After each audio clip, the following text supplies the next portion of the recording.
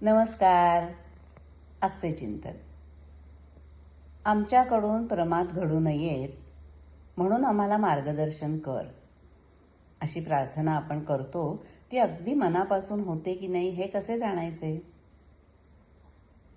नित्य जीवनात पूर्वी घडलेल्या लहान मोठ्या चुका पुन्हा न घडाव्यात म्हणून आपण दक्ष राहिलो तरच ती प्रार्थना मनःपूर्वक होती असं म्हणता येईल. कारण परमेश्वर कधी कधी मार्गदर्शन करतो परिणाम भोगावयास लावून.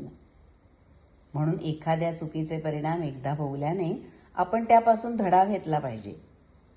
दुष्ट विचाराचे आम्हावर आक्रमण होऊ देऊ नको अशी प्रार्थना करताना हृदयात शिरलेले व तुम्हास दिसलेले दुष्ट विचार हाकलण्यासाठी तसेच त्यांच्याशी लढण्यासाठी तुम्ही तयार असले पाहिजे.